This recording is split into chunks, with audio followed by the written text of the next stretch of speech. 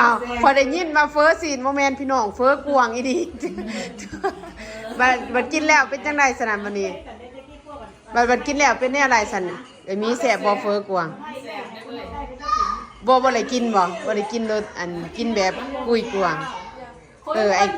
ไอ้แขกกวางที่ว่าเราไปยิ่งนี่มันเป็นปลาที่ว่ามันมีต้นคริสต์มาสมันจะได้บอกข้าวพอได้ยินทำอิดว่าเฟอร์ซีนเขาก็ว่าไปสีดน้ำทำอิดเขาเว้าอยู่หน้าบ้าน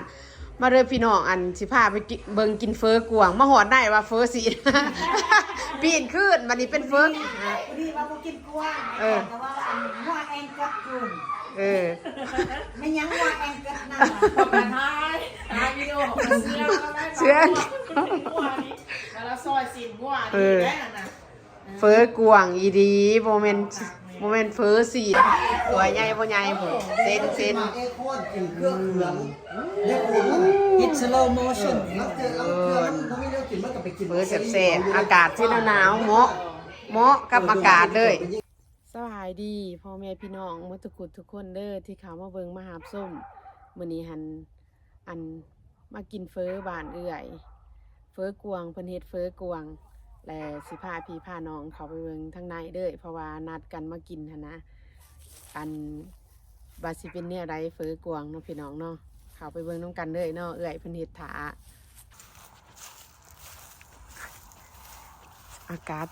มื้อนี้แรงวันศิษย์อากาศสิเย็นๆหน่อยนึงพี่น้องสิหนาวหักแดดอยู่ยามนี้อากาศหนาว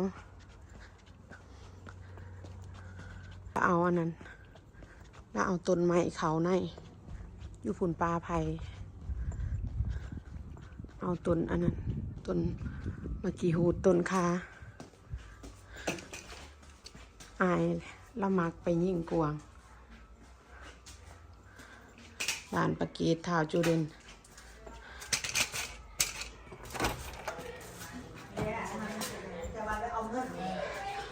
มาแล้วสบายดีเอื้อยน้องที่นาคุณโอ้เห็นข่าวเอ้าจะเดินฟาร์มดีมากแต่สบายดีเอื้อยเพราะว่าสิไปดินบ้านเอื้อยอยู่เบาก็มีวัดมีโอกาสว่าสันไปดินน้ำมือซอยสบายดีน้องสาวที่นาคุณงามเกาหลีเด้อเดี๋ยวนี้หุ่นดีไรเดี๋ยวนี้หุ่นดีมันเน็ตได้ดีได้ที่นานี่งักแงนอยู่นี่แหละที่ขึ้นเครื่องยนต์เลยเกตแต่ว่ากินมาลอยกินตอนอยู่เฟอกวงพี่น้องอ้าวเที่ยวนี้ซีนบ่คอยว่าเฟอกวงนะฮะปกติกินเฟอกวงก็ได้ว่าเฟอกวง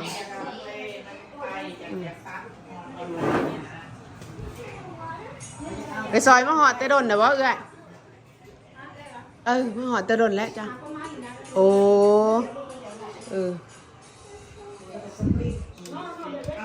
นี่อันนั้นอบกระปูที่นากินเหรอบ่ใช้เอเวนเดอ้าวก็บ่เอาเอเวน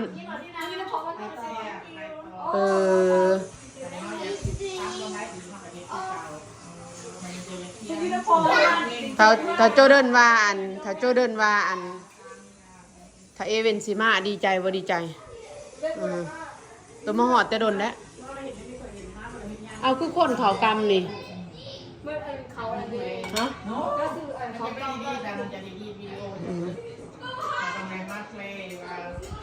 มาเบิ่งอันนี้แล้วก่อนโอ้เราเอาต้นไม้มาไว้ข้างในปลูกพะหอมบัวไว้ในอีกปกีถ้าโจเดิน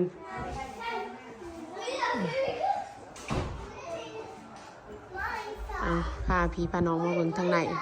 บ้านเราหน่อยนึงสุดนันกะมาได้กระทายให้เบิ่งอีกมาวันนี้กันให้เบิ่งอีกพี่น้องเอ้ย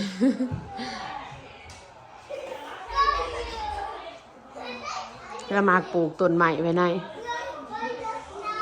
ต้นใหม่ในเฮือน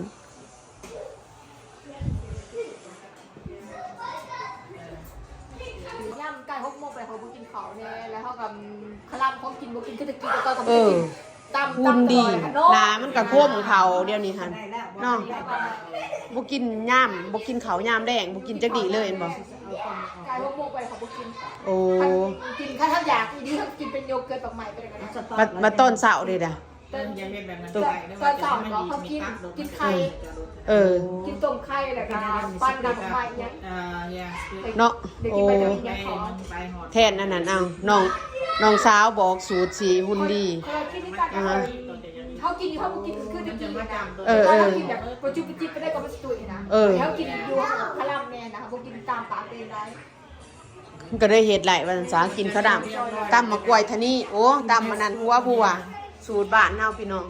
แซ่บใส่มะขามเอาพอได้ยินมาเฟอซีนโมเมนต์พี่น้องเฟอกวางอีดี บัดกินแล้วเป็นจังไดสนั่นวันนี้บัดกินแล้วเป็นแนวไรสันไอ้มีแซ่บบ่เฟอกวางบ่ได้กินบ่ได้กินรสอันกินแบบกุยกวางไอ้แขก วางที่ว่าเราไปยิ่งนี่มัน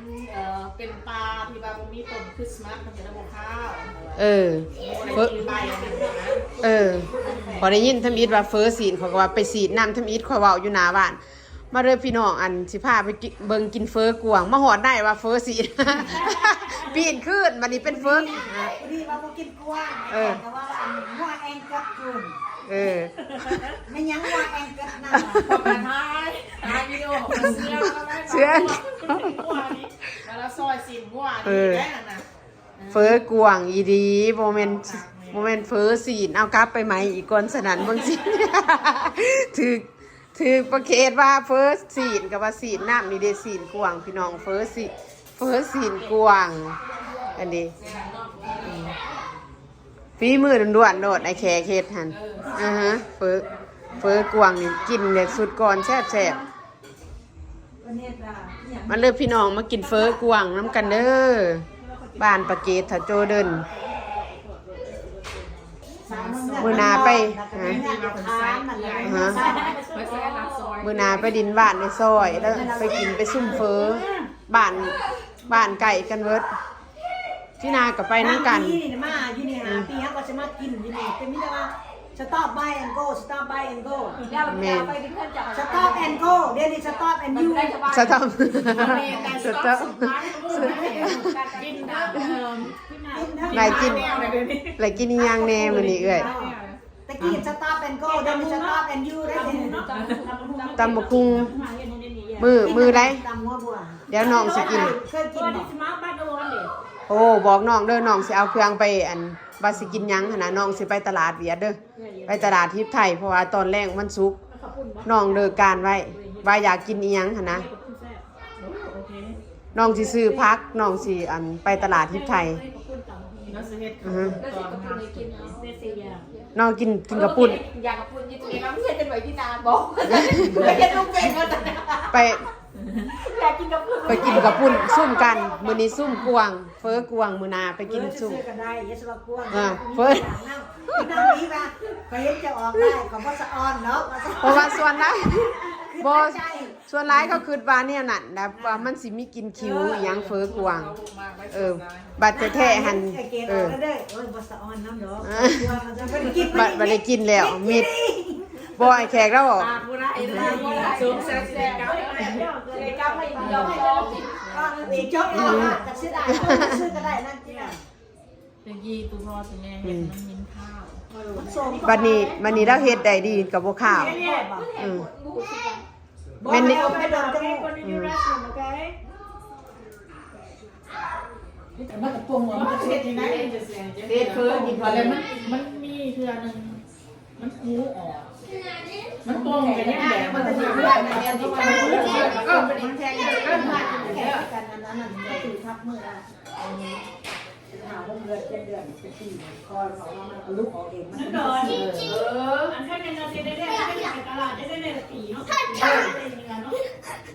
ก็กินตัวนี้มันเบิร์ตก่อนแล้วมันบอได้เป็นบัตรมันต้องได้เห็นขั้นตอนเลือดนี่ใส่เลือดใส่เลือดใส่เลือดใส่เลือด คนล่ามันกินกันไต ก็อยากได้กินอยากได้ยังบอกน้องโลดน้องสิไปเวตลาดเพราะว่ามันจะบ่ยาก เสือเอาว่าเลยนะ ไปใกล้ตลาดมันซุกแต่น้องไหวเนาะ ไอ้ที่หน้าชาวทอด เป็นยังต่อ เดี๋ยวคนก็จะมาเอาไปดูเอาไหนเอาดีมาแล้วนะจะโกงป่า ไม่เป็นไรทองบาท ว่าวันเลิกการบนงาน ทำจอยอาร์ต ทำจอยอาร์ตขอบคุณเนสซับเดย์ที่แฟนไว้ที่นาชาย ไว้ในเสียงกับวันนี้ ไปเล่นแม่ซอยเนี่ยน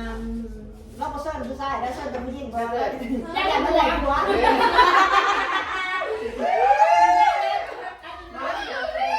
นเกตที่ฮัทจะเบิ้ล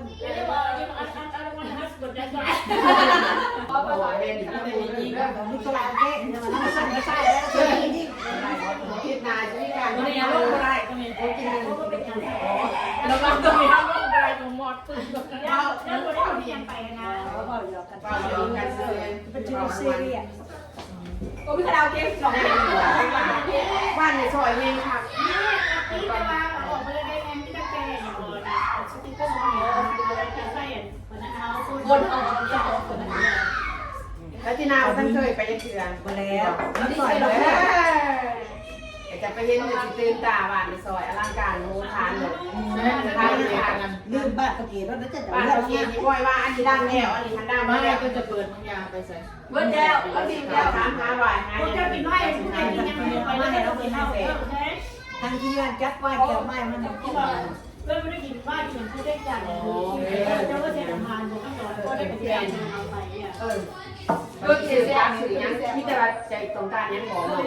ย บ้านมีน้ำใจเลือดก็ท่านบอกนั่นก็จะนั่นแบบ เนี่ยนะที่จะเป็นเฮ็ดยากระปุกส เนี่ย ลับ เนี่ยเราเป็นนานๆเนี่ยเราเป็นปีเนาะ บางทีบางช่วงหมอกข้าวกระดานข้าวหอมหยาบ เนี่ยแต่เนี่ยเนี่ยเนี่ย เออ เนี่ยสนามโนแม่เนอะ ดูไม่ยังแม่เกิน อยากได้ผัว ย่างในปัวเป็นคนย่างในปัว เคยเล่นกัน ไปเที่ยวไทยมาไปเลย ด้วยกันแล้วมันหนัก ไปเที่ยวไทยมวนบอกเลย ใช่งานมันใหญ่ไม่ใช่ปากเกย โอ้ยอย่ามาสนุก ไงงามหวงเราแล้วผ่าทั่วไปเว้ย เสน่ห์งา ใน ม ห้องได้คือข้า ใส่ ว ดูใบเหมือนแล้ แล้วกันไปไทย เสน่ห์ไปใส่ดูใบ จะได้ป่านนี่ เอากระแม่ตัวเสน่ห์เราเป็นไงคือดูใบนี่ แล้วก็ดอกพื้นดอกไฟในห้องนี่อลังการ ใส่ดีไป อย่า โน่แต่ช่วงเราจะไปนอน ไปแค่ จะไปแล้วค่ะโอ้ยไทยผม มาเซ็นไม่ได้จะกลับไปแม่เบิ่งก่อน โต๊ะ หม กิ อน ข้าว คนนี้หนึ่งเลย บอกมาว่าขี่รถใกล้เบิ่งที่ซื้อเราบ่มันนะ ก็มัน เดี๋ยวเราจะไปหา ตัวสไปร์เนาะ หามือก่อนบ่ให้หาจ้ะ โต๊ะกินข้าวแล้วก็อลังการนะเนี่ย บ่ให้ประเทศประเทศก่อนนะบ่ทานแค่เข้าไปแล้ว ไปถ่ายรูปแล้วแต่งของหน้าไปถ่าย เตยก็งามไปบ้าน เด็กเลยแต่ก็ไม่เชื่อไอ้หัวนี่ เสื้อเอื้อยนี่ ไปนั่น นี่ จะ เสื้อ ทานค เอื้อน ย นี้เด็กเป็นโคตรมาก กันใหญ่ว่า มันไป แม่ เรียบร้อยจะมีคนสมบูรณ์จะมีเสื้อนี่มาจะเป็นแฟนเพศแกนะ แต่ไปโดนมือนั้นจ้ามือนั้นเป็นมือของเฮาโดด ไปสิเป็น อ นัก ลั ร้ ง อง การ ไปเล่นนักร้องไปนักร้องเพลงอย่าไปร้องเพลงนักร้องเพลง เนี่ยแต่เท้าเกานี้ลาวไก่ สาวลาวใต้สิลงมือได้อยู่ปกติเลย เราหนักตามสบาย เปิดกวางเปิดกวาง ว่าเห็นไหมเรื่องนี้แสดงนี้ เปิดกวางปานไปกิน ว่า แก กินน่าจะว่าเอ้ยจะฟังแล้วฟังได้ เป็นเฮาเปิดช่วยสิลงมือเฮ็ดเฟอกวางแล้วบัดนี้พี่น้องเด้เครื่องที่จะเฮ็ดเฟออันนี้มันสีกวาง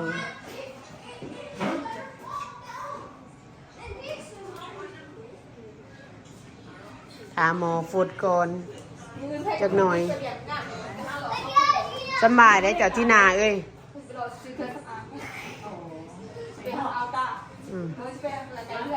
หนาใส่ว่าใส่หนาที่นาใส่เครื่องสำอางถือยังบ่ทันฟดถาฟดก่อนจังซี่ นี่มันยังน้อยเท่ากับหน้าน้ำเลยเนาะหน้าใส ที่นาได้จักปีได้ที่นา ไปเช้ากว่าปี30 ที่นาจะจักปีทราบกะบ่ปีหนามาคักเบิ่งที่นาได้หนาใส่ๆพี่น้อง โอ้32ปีบ่ อ้าวฮอดได้ซั่นบ่ แต่งให้ขอ32 โอ้บักแตงไฮเฮ็ดขลาดอยู่บักแตงไฮเด้อ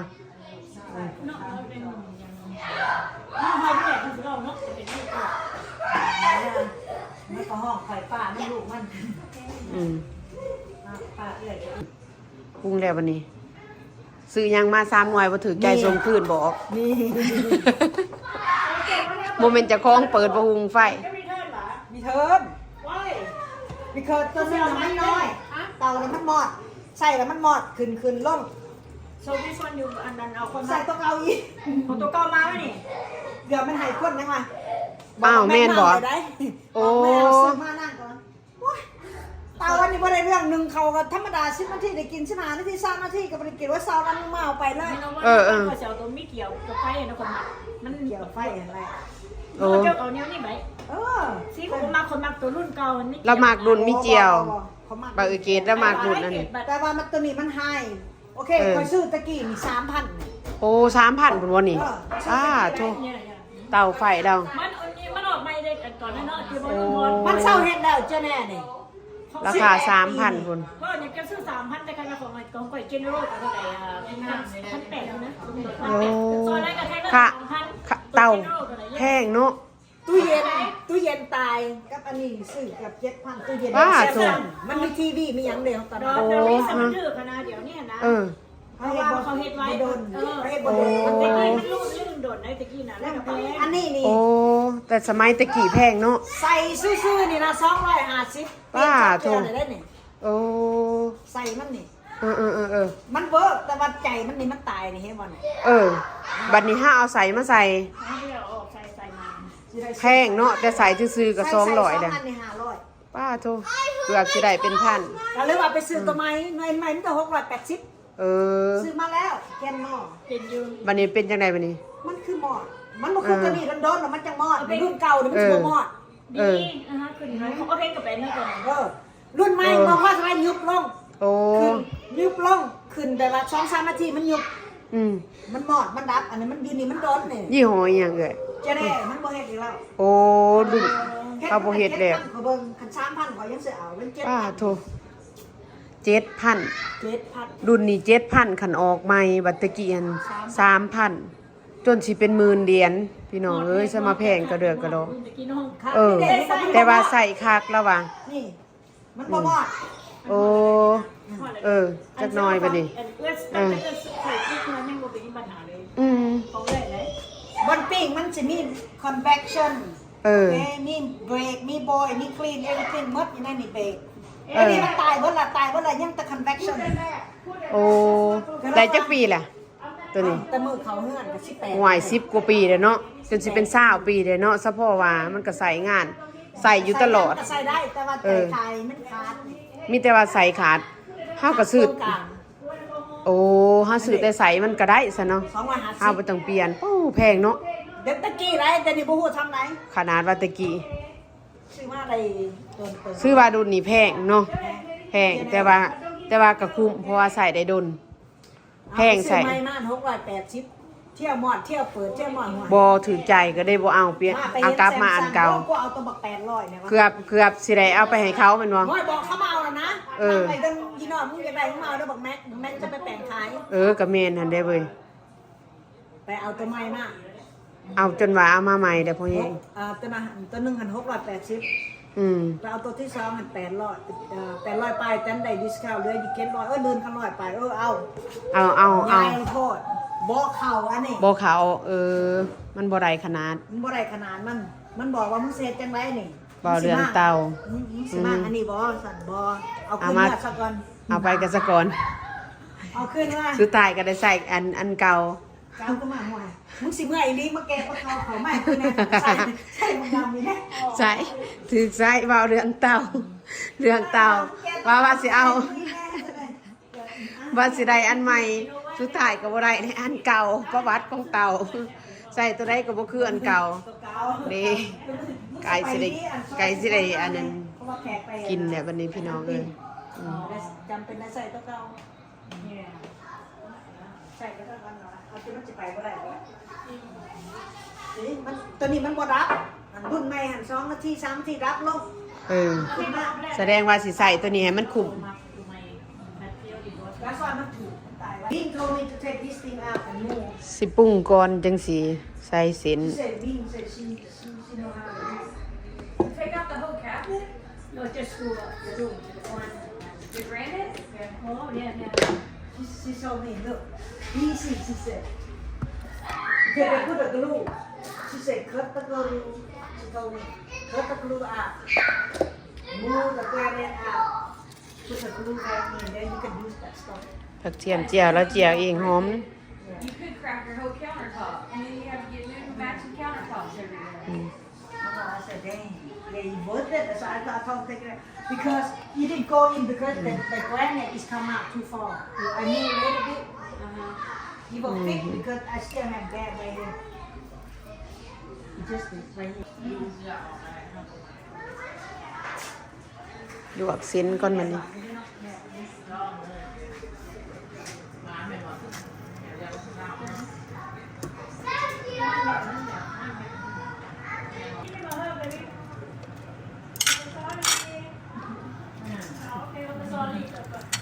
เออ ลุกไปเลย อืม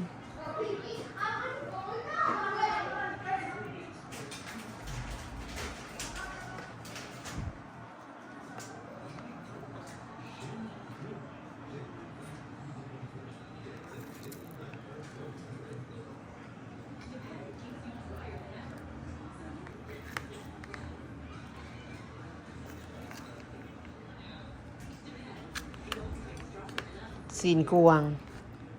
เอาไปลวกก่อนจักหน่อย ซีนกวางยังบ่แล้วก็ เพิ่นบ่เคยกิน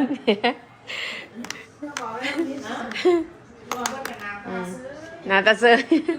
เราเราบ่เคยกินกวางจักเทื่อถึกหรอกถึงเราให้กินกวาง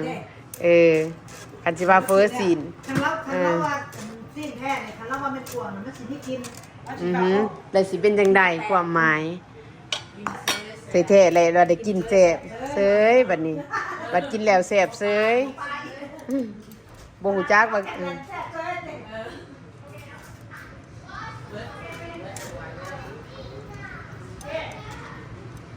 ไปผู้หนึ่งดอนแต่ถ้าเปิดเจอเท่านี้ก็สิเปิดเงี้ยวแล้วแต่ในห้องย่ามันถือมือไฟถ้าเจ้าได้บอกเปิดอะไรอะไรว่าเปล่ากินตำหัวบัวใส่บักขามเอื่อยแซ่บแล้วก็จีซ่าเราไต่ๆหันกินแบบนั้นแหละน้องกินแบบนั้นจีซ่าเราตำหัวบัวไปแลนอยู่เบื้องนั้นเด้อลูกเด้อยานอันนั้นใส่น้ำซุปเข้าไปน้ำซุปพอแขก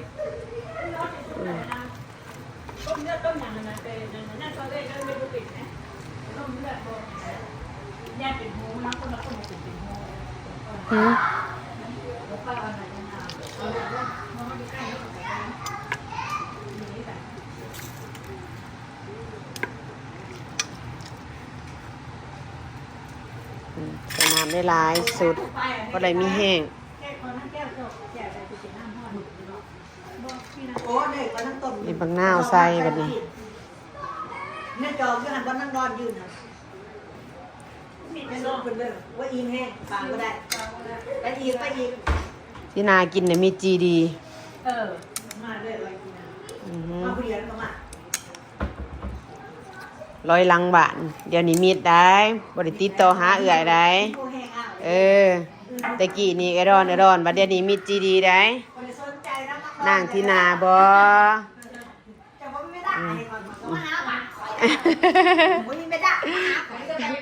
ไอรอนนี่บ่ได้ได้เดี๋ยวนี้มีดได้ที่นาได้กระดอนเอร้อนเทศกาลมาเด้อพี่น้องเด้อมากินเฟอน้ำกันเด้อวัตถุกูทุกคนเฟอกวางแซ่บๆแมนเฟอหมอนันย่างกี่หลาย3 มือพอแขกเธอเจอว่า ฝีมือด่วนๆได้หันได้เฮ็ดเฟอกวางแซ่บพี่น้องมาเด้อมากินเฟอกวางยูเทอร์เรลเท็กซัสน้ำพอแขกค่ะเจ้าเดินปกติแล้วกวางนี่จะคิ้วแต่ว่าเราเฮ็ดนี่บ่คิ้วกวางแซ่บ บ่ได้รสชาติคิ้วจักหน่อยเลย พูดทุกคนไปนี่คุณกินเลยแล้ว มันมีต้นน้ำน้ำเบาต้นน้ำคนแปลกอะไรเนี่ยคนแปลก มันก็มีอยู่แต่ว่ามันอ่ะมันบ่กินเพราะมันมีแนวกินหลาย มีแนวเรียง แล้วก็เบิ่งถ้วยบักใหญ่ ถ้วยใหญ่บ่ใหญ่พุ่นเส้น มาเอ้คอนกินเครื่องเหลืองเนี่ยคุณมัน It's slow motion มันเจอเอาเครื่องมันไม่ได้กินมันก็ไปกิน ๆมื้อแซ่บๆอากาศที่หนาวๆเหมาะกับอากาศเลยขึ้นเอาที่นามันอยู่ในถ้วยมันอยู่ในท้องเอื้อย คนจะคอยจะต้องกิน คนจะพูดจะเป็นเฟืองหัว นี่บ่เคยกินเฟอกวางจักเทื่อบัดกินเลยถึกหลอกถึกหลอก มันได้กินแล้วเดี๋ยวนี้ เดี๋ยวแม่น ถ้าเปิดกวงมันไม่ต้องว่า มาทางนี้ ยังเอิ้นมากินอ่ะติดใจ ไอ้ก็ว่ามันสิคิว อือฮึ คันว่าใครบ่เคยกินไม่ได้กินเลยแปลว่าติดใจเลย แม่น เคยกินน้ำแดงกันเลยกินน้ำแดงเลยกินเลือดมาค่ะเลยน้ำแดงเน่น้ำแดง น้ำแซ่เป็นยังไง น้ำแดงแช่น้ำ กระทายมามื้อเช้านี่ น้ำเอาไปเอาอยู่ อยู่เคนตันนะ น้ำมีไม่ไหวแล้วไปเบิ่งแม่ค่ะฟรี ไปพี่ หน้าบอกจ้า โอ้ยไปเลี้ยงคิวคันว่ามันจะไปบ่ถึงเมื่อไปเลี้ยงคิวนี่เป็นส้มโอดูบ่ล่ะ เพราะว่ามึงให้ฉันไม่ลงจอนกันได้ ยูสันเรายูสัน เก็บเงินแพง อยู่เคนตัน first Monday น้ำอันนั้นบ่ เรียก น้ำ น้ำ ฟรีมาเก็ตโดน ไปลองซื้อมาเก็บ โน่ ที่อะไร เข้ามาแต่ก็นั่งงานบดีมันเป็นงูเลยนะนี่บอโน่เพราะว่าครั้งมันไม่เปื้อนแล้วบอล่างมิตรลาไปใส่บอล่างจะเปื้อนทำไรล่างทั้งจะไม่เปื้อนจะไปตั้งไว้ให้ตัวตั้งแล้ว บัว ที่ไม่เหอะที่ไม่เหอะเป็นที่ ตะเกียบแล้วมักตำหัวบัว คิดแฝด เอาเบิ่งหั่นกินเบิ่งสินะ แกมาแล้วเป็นสมาชิก อืม มันเป็นอะไรที่นั่น สมเพชรนัวเขาเอิ้น ก็เพชรว่ายัง ก็จีจาดได้ใจดี ใช่มาเพชรอันนั้นมาเพชรแหง มาเพชรเองนะกับบักขามแนวเนาะ แล้วก็มาเพชรใช่เพชรแหง อย่าเซลเพชรแถมมันหอม รสชาติได้ใจดีตำหัวบัว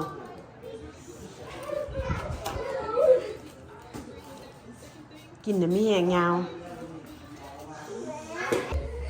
น้ำดอกอัญชันใส่กับอันใบเตยแม่นบ่ ดอกอัญชันจะไปเติม มากันขอแซ่ดอกตัวนี้บอกกินบอก แล้วใส่อีหยังนี่หั่น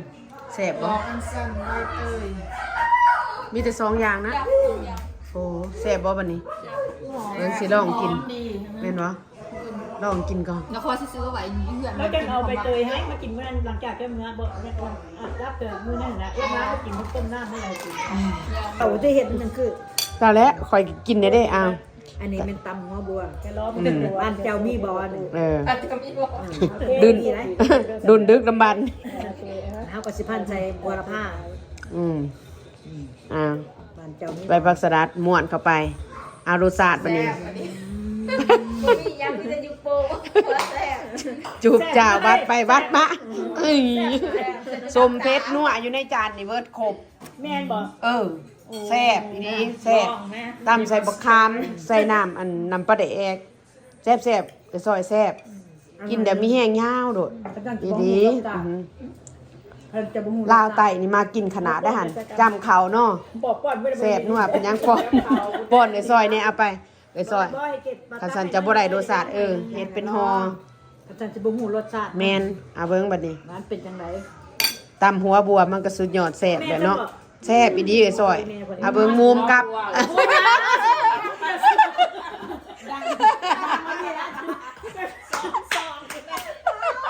บัดสิ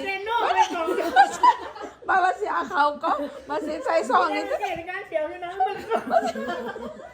อาจารย์ที่3บ่โอเคเอาชนะเอาตาลงได้เด้อ เอามุมกับ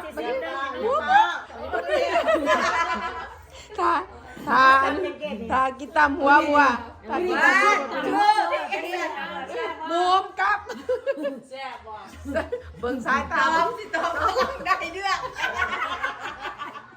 เจ้ากำได้เรื่อง สมเพชรเข้มนะ สมเพชรเข้มมา จนสั่นคนพื้นที่นะเถื่อทมิตของเราบ่เคยกินตำวัวบัวจ้าเถื่อพี่น้องแซ่บกากไปได้กินสมเพชรนัวเข้ม ต้องเป็นนั่นน่ะตำบัว แม่นข้าซัมบ่ได้แซ่บได้มันต้องเพราะว่ามันอันนี้นี่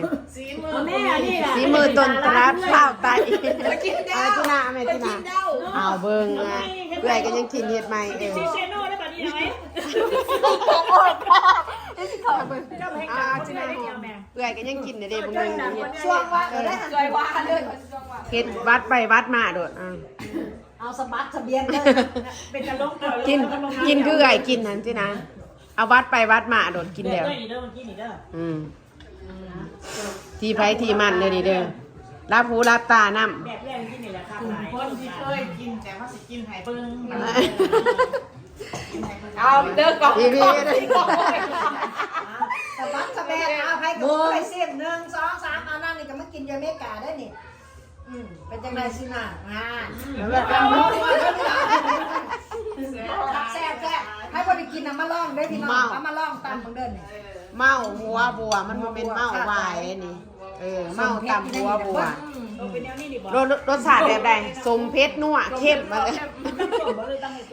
ต้องไปใส่แบบนี้ต้องใส่ ข้าวซันโบแซ่บนะหันเดี๋ยวซอยต้องได้รสชาติที่จะจัดตำหัวบัวมาเด้อพี่น้องกินตำหัวบัวน้ำกันวิดีโอคลิปนี้ก็จบเพียงเท่านี้คลิปหน้าเจอกันใหม่ขอบใจได้หลาย ได้มากอย่างแค่ว่า บ๊ายบาย เขาก็หอมหัว กับตำหัวบัว